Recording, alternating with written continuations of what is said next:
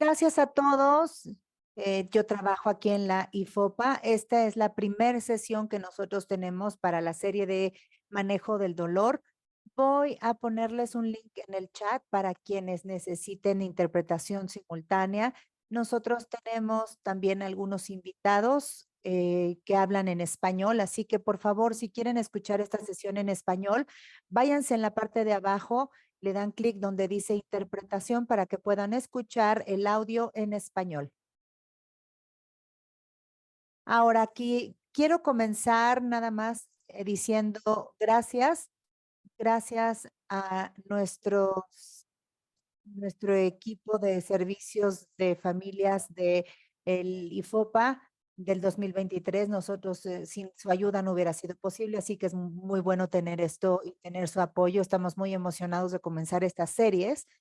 Es un nuevo tema y esto pues tiene muchos aspectos de lo que es el FOP, el cuidado, pero el manejo de riesgo, pero el manejo del dolor y la cuestión mental es muy importante y nos parece que esto es un tema que podemos abordar con ustedes. Yo no voy a estar hablando de todo esto, de hecho voy a presentar a nuestro invitado en un minuto, pero antes de hacer esto, me quiero asegurar de que todo el mundo sepa que todos están en mute cuando entran. Esto es para asegurarnos de que todo el mundo puede escuchar a nuestro invitado. Sin embargo, queremos que hagan preguntas. Si tienen preguntas, por favor, háganlas en el chat. Vamos a tratar de resolver sus dudas conforme vamos avanzando en la presentación. Si es difícil para ustedes presentar las preguntas en el chat, pueden utilizar también la función de levantar la mano y les vamos a pedir que hagan su pregunta verbal. Les vamos a quitar el silencio. Ahora déjenme presentarles a nuestro orador el día de hoy, el doctor Sean Bean. Él es el profesor asociado en el Departamento de Anestesia y Cuidado Perioperativo en la Universidad de California en San Francisco. Usted se unió con nosotros en Orlando. Él estuvo en un panel hablando del manejo del dolor, pero también es un investigador en la comunidad de FOP. Esta es una imagen que nosotros tenemos del Foro de Desarrollo de Medicamentos en el 2022, que fue específicamente para investigadores y ahí lo pueden ver. Está haciendo una presentación sobre el dolor y el FOP. Bueno, pues es un honor tenerlo aquí con nosotros el día de hoy y ahora le voy a pasar el micrófono para que comience con su presentación.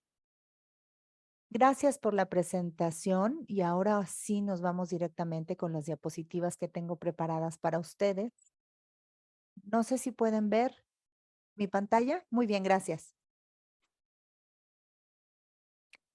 Es una gran oportunidad que tenemos el día de hoy para hablar con la comunidad y algo que espero también hablar y esto que se llama dolor. Ahora, muchas de las definiciones que nosotros tenemos en muchas situaciones, todas experimentan, por ejemplo, cuestiones en vivo. Por ejemplo, cuando estamos cocinando, si tocamos la estufa, recuerden qué es lo que hacemos. Probablemente en menos de un segundo van a quitar el dedo o de donde se quemaron y en ese momento sienten un dolor. Esta es una respuesta autonómica, que es una respuesta de reflejo y también por ejemplo, cuando estamos jugando en el frío con una bola de nieve, no vas a poder tener una bola de nieve en las manos por mucho tiempo. Cuando también nosotros nos pegamos con una silla, específicamente cuando son esos pacientes de FOP que necesitan mucha ayuda, puede ser muy doloroso. Hay otras cosas que son como, por ejemplo, los irritantes químicos, cuando nosotros hablamos, por ejemplo, del picante. Muchas veces a algunos nos gusta la comida picante, pero cuando preparas algo con picante, por ejemplo, con pimienta o cebolla, sientes la irritación se te da en la piel, porque simplemente estamos sensibles y nuestras neuronas son sensibles. Estos se llaman neuroceptores, que obviamente son las células que provocan el dolor. Estos son los estímulos que nosotros tenemos. Y es cuando nosotros le llamamos este dolor nociceptivo. Luego tenemos algo que se llama el dolor de inflamación. Muchas veces a los pacientes de FOP se les abre esta parte. Cuando nosotros tenemos, por ejemplo, un brote, el brote que normalmente viene asociado con la sensibilidad en la piel, y muchas veces van a haber también inflamación, por ejemplo, recurrente. Y siempre está asociado con el dolor. En este proceso, muchas de las células, como por ejemplo las células madres, las macrófagos, nos puede ayudar a en el área del dolor, puede tener las citoquinas, que obviamente son estos cambios químicos en temperatura, color y también con dolor, y además están asociados con el daño del tejido. Algo que nosotros sabemos es que este dolor siempre está ahí presente y aun cuando ustedes no lo provoquen, el dolor se queda. Cuando tocamos el área, por ejemplo, es muy sensible, incluso un pequeño roce. Y cuando nosotros tenemos una inflamación, ustedes están haciendo o como cuidador necesitan cuando tocan un área, saben que puede eh, despertar este dolor sensitivo, tenemos este dolor inflamatorio. Ahora, otra condición que seguramente han escuchado muchísimo, incluso en mi plática anterior, se llama el dolor patológico. Esto está asociado con el daño del sistema nervioso. Por ejemplo, cuando nosotros tenemos un daño asociado con esto, puede contribuir a diferentes tipos de dolor que se llama el dolor neuropático. Y en algunos pacientes, por ejemplo, como lo mencioné hace unos minutos, el dolor, la salud mental, todo viene de la mano. Muchas veces tenemos este dolor disfuncional. Simplemente no podemos encontrar el daño al nervio, sino simplemente hay o ni tampoco hay inflamación, pero el dolor es verdaderamente algo que está presente. Es también tiene un componente emocional que puede contribuir a este dolor. Ahora, también puede ser espontáneo cuando nosotros tocamos una cierta área y vemos que tenemos una sensibilidad al toque y simplemente a lo mejor un toque muy sensible, las personas, los pacientes pueden brincar porque estos se llaman los dolores del tipo neuropático. Algo que hemos aprendido con los años es decir, ¿cuál es el mecanismo que nosotros tenemos detrás de esto?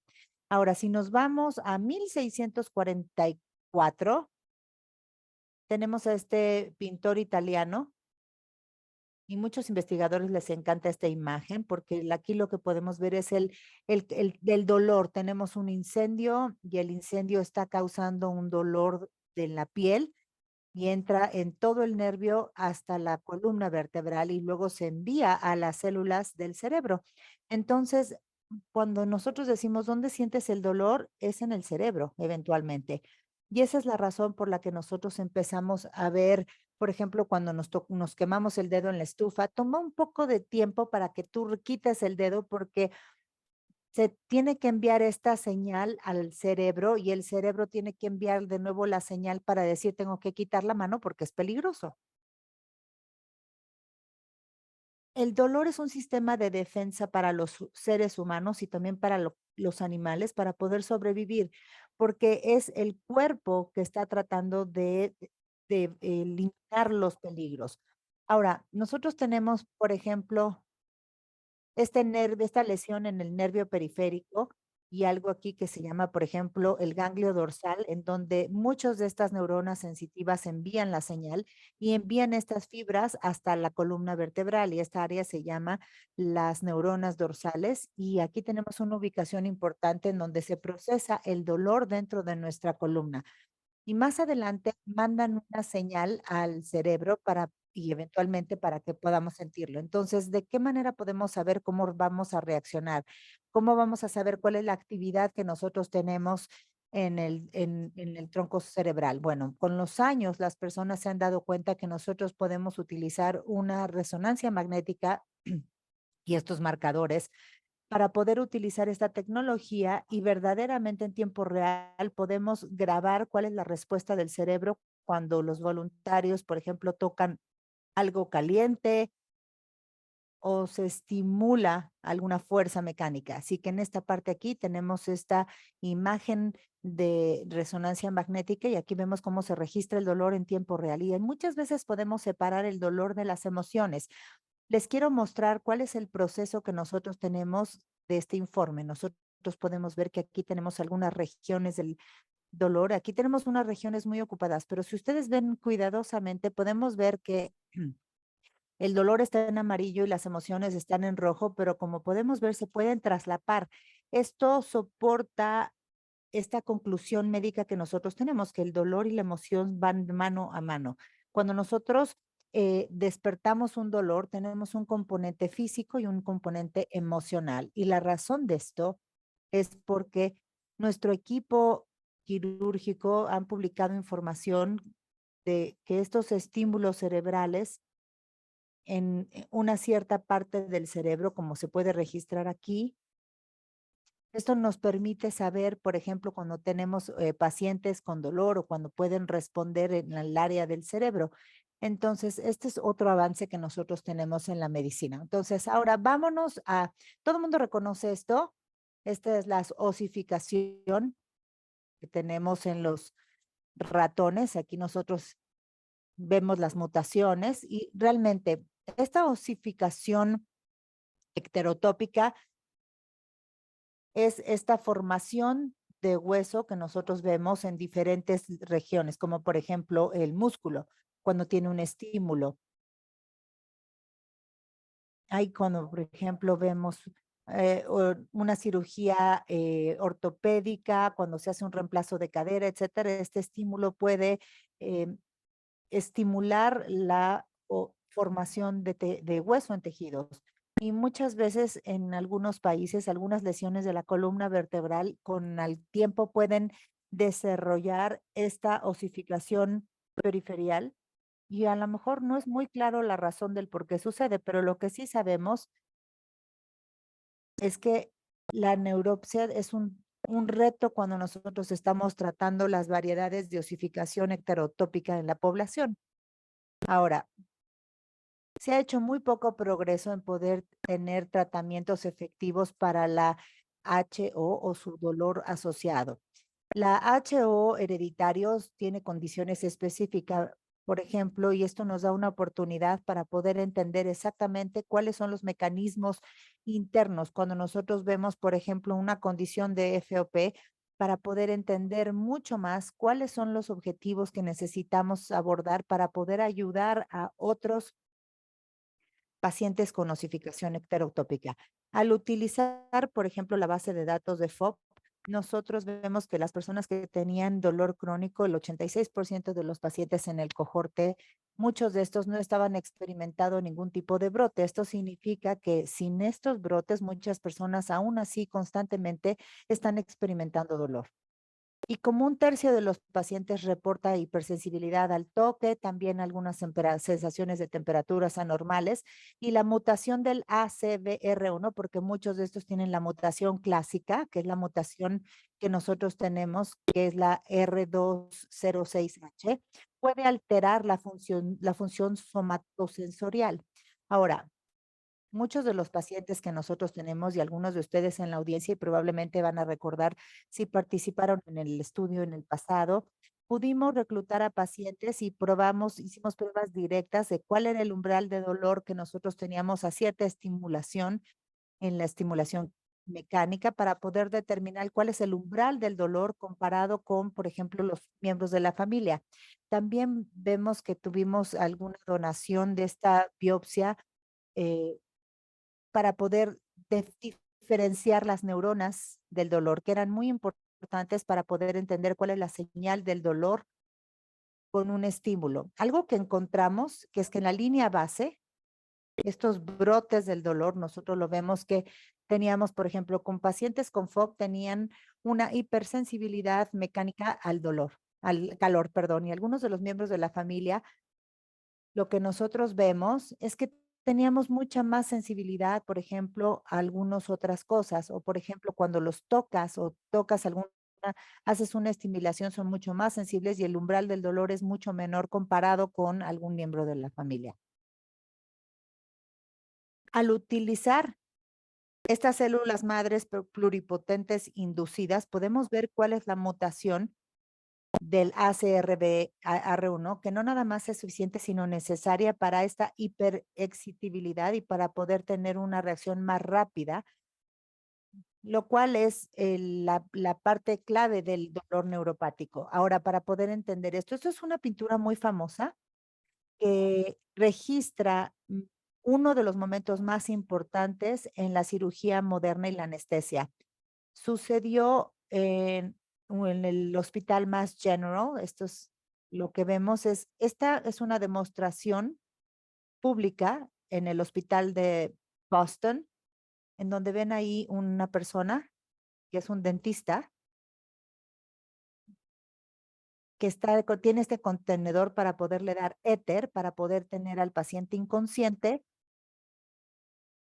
Y el director de cirugía de este departamento lo que hace es que corta el cuello para quitar un tumor. Esto es el principio de la anestesia moderna y de las cirugías. ¿Por qué? Porque la cirugía siempre está asociada con la gestión del dolor y esto permite que los médicos puedan hacer cirugías mucho más invasivas, que duran más tiempo, que son cirugías muy complicadas. Así que el manejo del dolor es esencial para poder enfrentar las enfermedades. Ahora, como ustedes saben, las cirugías y las inyecciones pueden llevar a tener brotes catastróficos en nuestra población, específicamente los de FOP. Entonces, es la razón del por qué estamos hablando esto. Las personas necesitan manejar el dolor y nosotros tenemos que hablar el manejo farmacológico y la importancia de hacer un manejo del dolor multimodal. Aquí, como pueden ver, les estoy dando muchas opciones. La primera que voy a hablar es esta vez antiinflamatorios. Muchos de los pacientes seguramente recuerdan que durante un brote, por ejemplo, están utilizando estas inyecciones de corticosteroides. Hemos recibido muchísima información porque normalmente lo que les dan es esto, un corticosteroide. Le van con el médico o hablan con ellos por teléfono y les dan los corticosteroides y también estos involucran otro tipo de medicamentos. Hay otras cosas, por ejemplo, que pueden ayudarnos a mejorar. La mayoría de ustedes, estoy seguro de que algunos pacientes, incluso el día de hoy, han utilizado el Celebrex, por ejemplo, que son estos inhibidores de COX2. Aquí el punto es si es seguro continuar utilizando estos inhibidores de COX.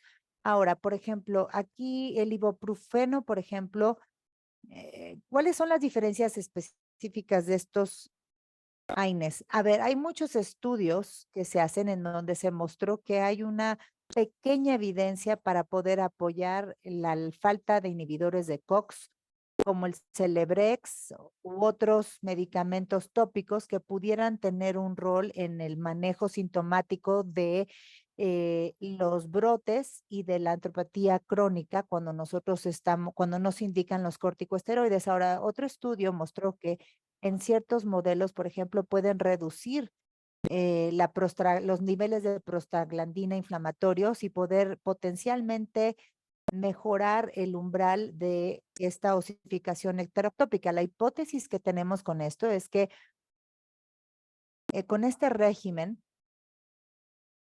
pudiera ser que podemos dificultar la formación de huesos heterotópicos. Como todos sabemos, más de 100 millones de recetas se hacen en el Estados Unidos solamente. Entonces necesitamos saber exactamente cuáles son los efectos secundarios. Por ejemplo, daño hepático, muchas veces conforme vamos envejeciendo, podemos tener muchos problemas con la funcionalidad del hígado. Siempre les decimos a los pacientes, por ejemplo, como nuestros abuelos, siempre les decimos que tengan mucho cuidado al tomar medicamentos porque esto puede tener un impacto positivo en su función hepática. También, por ejemplo, ya no se recomiendan algunos medicamentos porque pueden afectar la función de de las plaquetas o a lo mejor cuando tienen una condición congénita. En muchos de estos les decimos que no pueden tomar AINES porque lo que queremos es preservar todo la función hepática correcta. Cuando hacen un trasplante, por ejemplo, pues obviamente no pueden tomar antiinflamatorios no esteroideos porque esto les puede dañar. Hay otras cosas que nosotros sabemos que los AINES pueden afectar la función del hígado. Si están, por ejemplo, eh, programados para una cirugía, les dicen, por favor, dejen de tomar sus AINES por 7 días porque con esto podemos reducir los riesgos de sangrado. Uno de los problemas más importantes que nosotros tenemos para las personas que no pueden tomar AINES, por ejemplo, son los que tienen problemas gastrointestinales o a lo mejor que tienen un sangrado gastrointestinal. a lo mejor el COX-2, el inhibidor de COX-2, se conoce que tiene menos efectos secundarios en el tracto gastrointestinal. También algunos riesgos cardiovasculares, aún incluso el día de hoy, les podemos decir, por ejemplo, tenemos estos que se llaman los Vioxx, que es un inhibidor muy específico y debido a todos los riesgos de infartos lo han quitado del mercado. Ahora, mientras que Vioxx era uno de los mejores medicamentos que nosotros teníamos para manejo de dolor, tenían algunas preocupaciones. Por ejemplo, ¿qué pasa cuando nosotros tenemos, por ejemplo, el Celebrex pudiera ser uno de los inhibidores de COX-2 en Estados Unidos que se mantiene? Ahora, ¿es seguro? Bueno, pues hay un estudio que se publicó hace unos años y lo que están diciendo es que los inhibidores de COX, como el Celebrex y otros medicamentos como ibuprofeno, naproxen, se dieron cuenta que cuando nosotros veíamos los inhibidores de COX, específicamente como el Celebrex, todavía estaba disponible en el mercado y para algunos pacientes que tomaban dosis diarias o 2 veces al día, comparado con los otros medicamentos, naproxeno y ibuprofeno, es que el riesgo cardíaco es igual. Sin embargo, cuando veíamos los efectos en el tracto, en la cuestión gastrointestinal, vemos que Celebrex tenía efectos secundarios mucho menores comparados con otros medicamentos. Entonces, en términos generales, les decimos a los médicos o a los que dan el cuidado primario que Celebrex es muy seguro en cuestión de la perspectiva cardiovascular. Lo otro es, por ejemplo, dado todas las preocupaciones que nosotros tenemos, ¿cuáles son, por ejemplo, los AINES tópicos? Mm, No tenemos una absorción completa sistémica. Lo que queremos es evitar los problemas en la piel porque lo que no queremos es que se incremente la sensibilidad, pero aún así vamos a reducir un poco el riesgo. Algunos de los medicamentos disponibles que podemos encontrar, como por ejemplo el Voltaren, diclofenaco, vienen en crema o en parches, el ketoprofeno, que también crema y parche, desafortunadamente no está disponible en los Estados Unidos, a lo mejor ustedes en sus países sí los encuentran, pero sí es un estudio en donde se concluyó que algunos de estos agentes podrían ser ligeramente menor en ciertas condiciones, por ejemplo, cuando tenemos lesiones del tejido blando. Y también tenemos otros agentes importantes que pueden ser seguros y efectivos como cuando se comparan con el placebo. Sin embargo, quiero decirles que algunos pacientes tienen una piel muy sensible, pueden tener irritación en la piel, por ejemplo, y pueden tener a lo mejor dermatitis,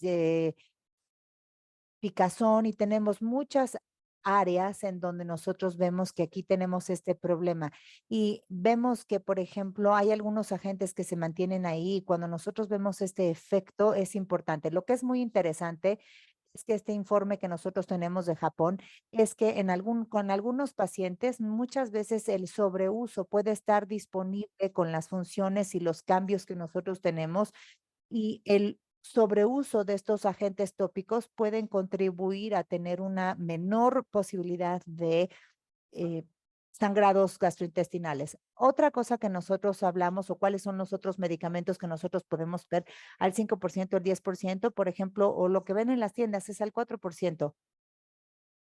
También pueden ver alguna cierta irritación en la piel, por ejemplo, aquí vemos los rubefacientes, sin embargo, vemos que algunos pacientes se quejan de una sensación de quemazón, digamos.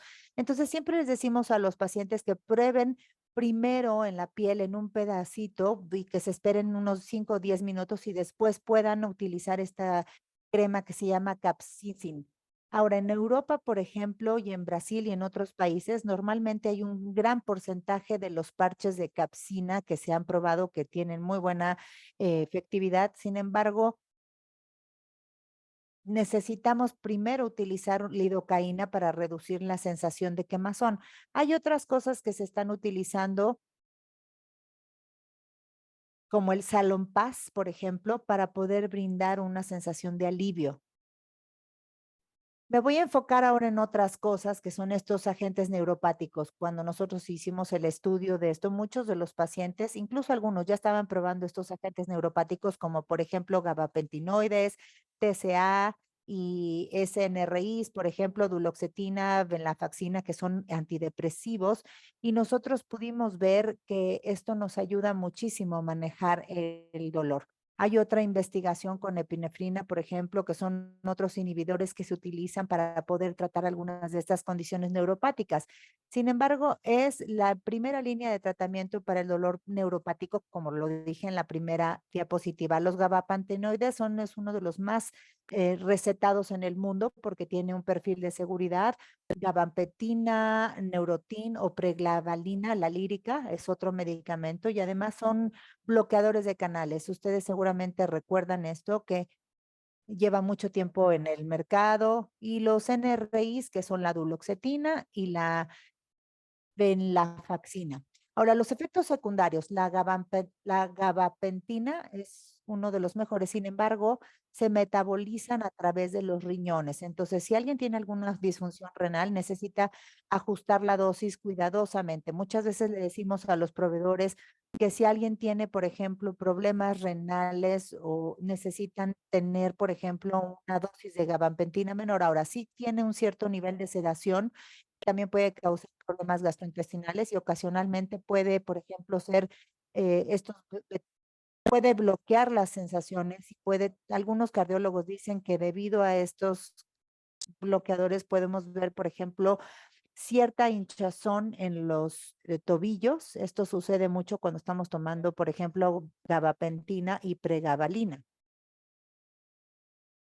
En nuestra población de pacientes vemos que hay cierto problema para dormir, por ejemplo. Si nosotros podemos mejorar el sueño, ayudar a los pacientes a que duerman mejor, recientemente en un estudio clínico que se hizo, pudimos capturar este fenómeno en los pacientes. Por ejemplo, en los ratones, cuando no los dejas dormir en 24 horas, vemos que son mucho más sensibles al toque, a la temperatura y a los canales de dolor. Entonces, si nosotros alteramos el ciclo de sueño, los síntomas se exacerban. Entonces, en la práctica, normalmente tomamos ventaja de este efecto tricíclico que tenemos los gabapentinoides y le pedimos al paciente que lo tome en la noche y que tome estos efectos de sedación para que puedan dormir mejor. Esto es algo que tenemos que tener en mente cuando nosotros utilizamos estos medicamentos para poder mejorar el sueño. Ahora, los triciclédicos, perdón, estos son muy buenos porque cuando la gente empieza a envejecer, nos damos cuenta de que cuando son, no sé, mayores de 75, yo no lo recomiendo porque cuando las personas se separan, puede bajarles la presión. Y eso en una persona mayor es un gran riesgo. Y también les decimos, cuando tienen, por ejemplo, historial de tener un ritmo cardíaco alterado, les decimos que por favor no tomen estos medicamentos tricíclicos y específicamente con las etapas tempranas en los ensayos médicos vemos que los pacientes han reportado mareos, etcétera. Y por mucho tiempo, el uso de mucho tiempo, les decimos a los pacientes, específicamente aquellos quienes tienen una disfunción hepática, tienen que ser muy cuidadosos porque esto también puede alterar las funciones hepáticas. Hay otros opioides. Siempre me preguntan, ¿cuál es el mejor medicamento disponible? Y siempre les digo los opioides. Son los más efectivos, los más rápidos, pero desafortunadamente el problema es un efecto a largo plazo. Algunos de los que normalmente se utilizan durante un brote, tenemos estos medicamentos, Norco, Lortab, Vicodin, oxicodina, Roxidona, Percocet, Roxanol, por ejemplo. Otros opioides de largo efecto, aquí los tenemos en la pantalla, oxicodina, etcétera. Todos estos son muy efectivos. En términos generales, en estos días, no recomiendo que se utilicen este tipo de medicamentos opioides por largo plazo. Ahora, en el pasado, cuando había una hipótesis, vemos que tenemos, por ejemplo, efectos a largo plazo. Vemos que hay poca tolerancia, sedación, y nos damos cuenta que esto no es cierto. Necesitamos utilizar los opioides y me parece que es algo importante. En otros no lo podemos utilizar por siempre porque tienen muchos efectos secundarios. Y muchas veces necesitamos considerar cuáles son los daños potenciales. Aquí en esta diapositiva les muestro algunos de los efectos secundarios asociados con la terapia de opioides, pero lo más importante es la depresión respiratoria. Como ustedes saben, específicamente en los Estados Unidos, nosotros hemos estado escuchando mucho acerca de esta epidemia de los opioides y esto está relacionado desafortunadamente con efectos a largo plazo porque esta depresión respiratoria. Bien, muchos de los pacientes que están aquí quieren que hable de la marihuana y nosotros podemos brindarles este mapa global del acceso a la marihuana y como pueden ver, la marihuana se ha estado aprobando legalmente ya en muchos países para propósitos médicos. Y como pueden ver, este es un área que aquí vemos en, si recuerdan, por ejemplo, este estrella de básquetbol que lo detuvieron en Rusia porque estaba utilizando productos de marihuana. Entonces, bueno, aquí hay muchos retos, específicamente en algunos países cuando nosotros vamos y vemos que hay que estar muy pendientes de cuáles son las políticas locales. En los Estados Unidos, aún así, los estados naranja son en donde es completamente ilegal, como pueden ver ya son los menos, pero son los que no tienen el uso de marihuana legal.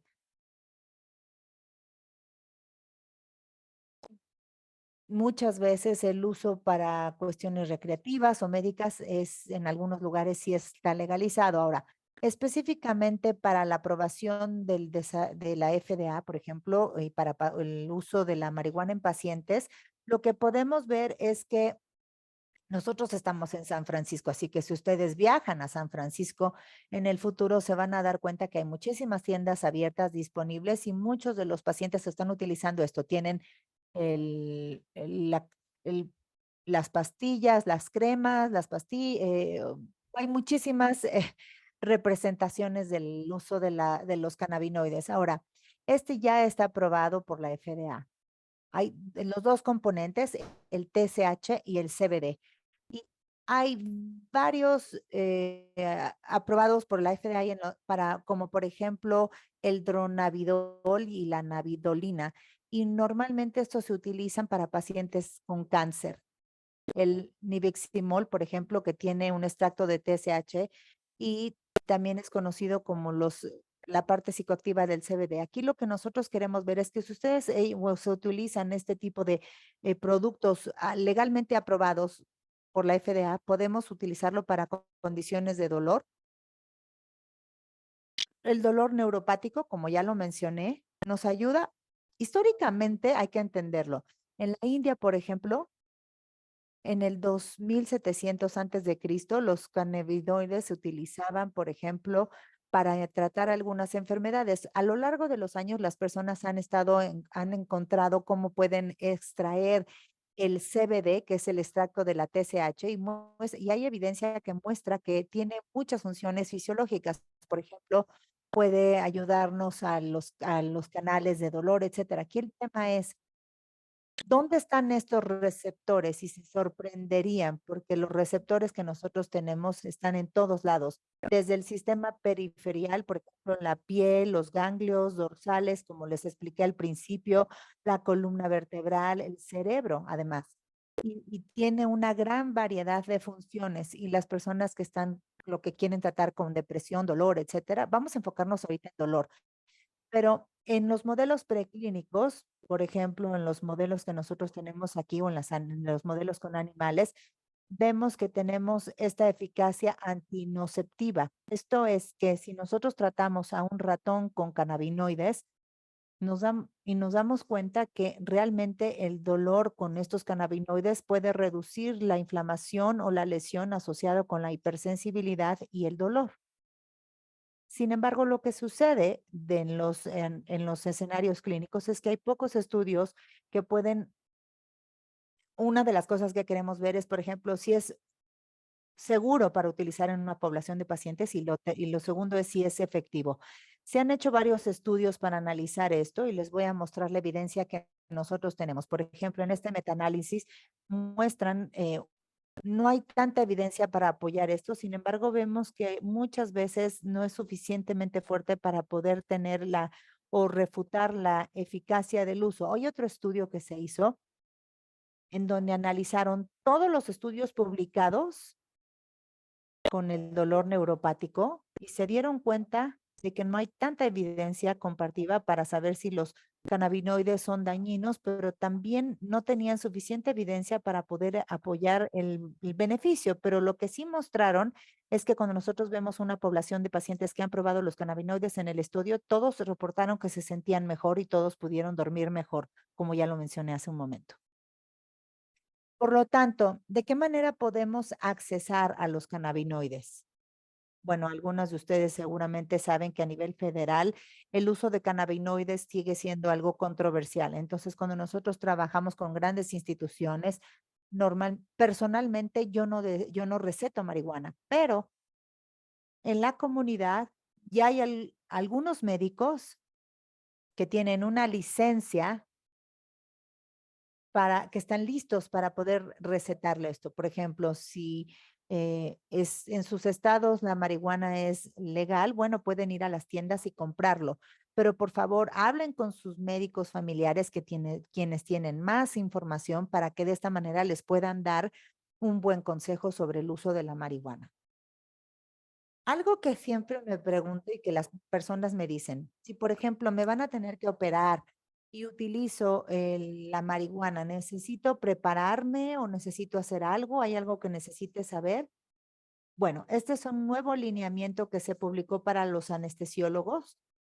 Hay un par de cosas que podemos decirles. Si alguien, por ejemplo, utiliza la marihuana o los cannabinoides, pudiera impactar un poco en la recuperación post cirugía.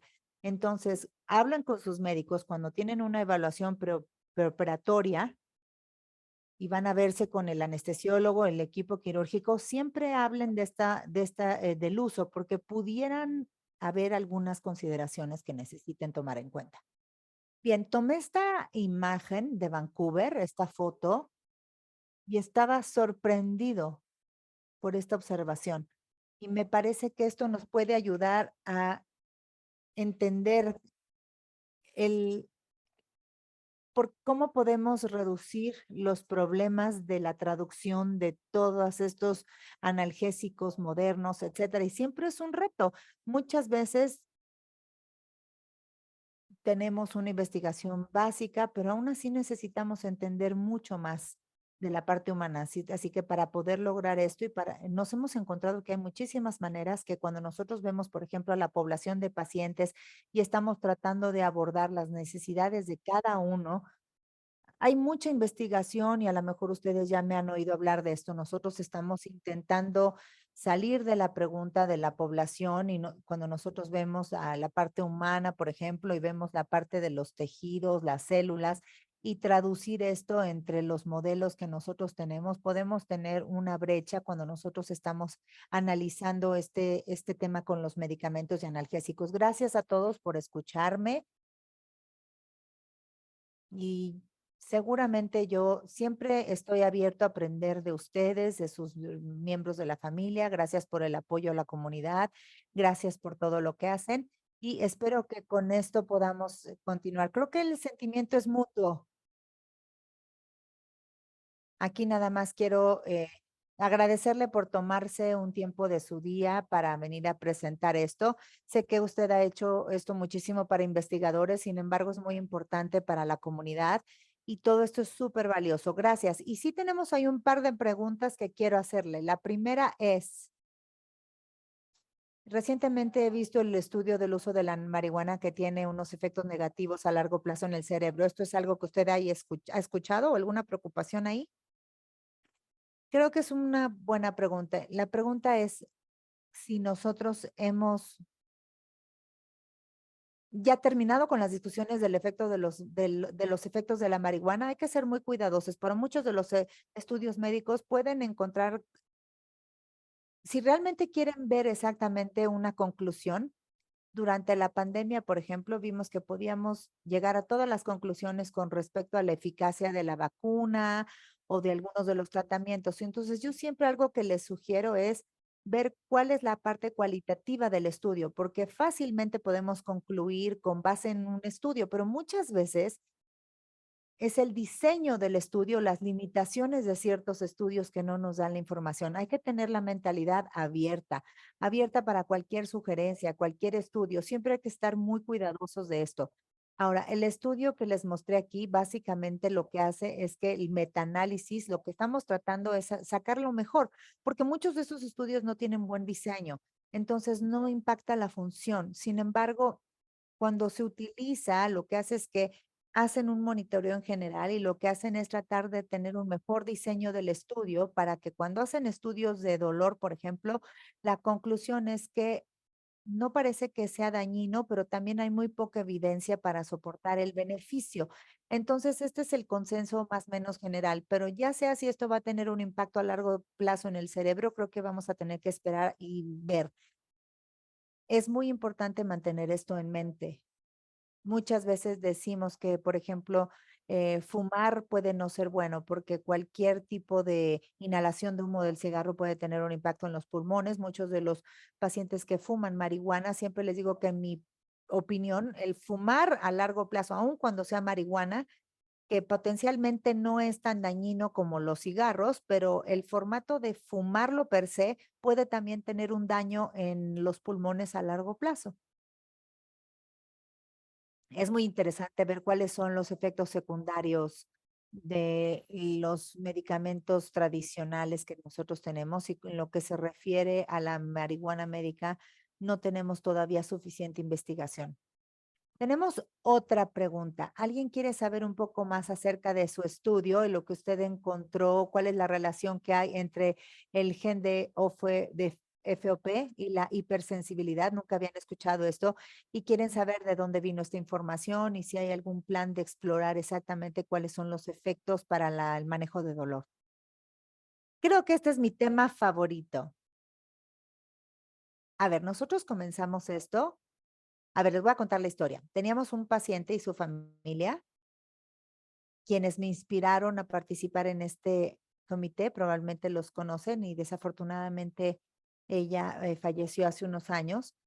Y yo estuve en el servicio de pacientes, por ejemplo, de manejo de pacientes, del dolor de pacientes, y me dijo, oye, mira, tenemos este paciente que tenemos una situación muy particular y esa fue la primera vez que me involucré. Entonces, cuando me presentaron al FOP, no tenía idea. Honestamente, tuve que ir a mi casa y escuchar y leer qué era el FOP, qué significaban las siglas. Era la primera vez que lo escuchaba. Y a lo largo de los años, eh, me convertí en el médico familiar de este paciente. Fue un viaje muy largo y vimos que el manejo del dolor es extremadamente difícil. Cuando comenzamos a analizar esto y cuando comenzamos o comencé a participar en las reuniones familiares, nos dimos cuenta que la sensibilidad, como ya lo mencioné en mi presentación, y el dolor es muy común, aún en la ausencia de algún brote en específico.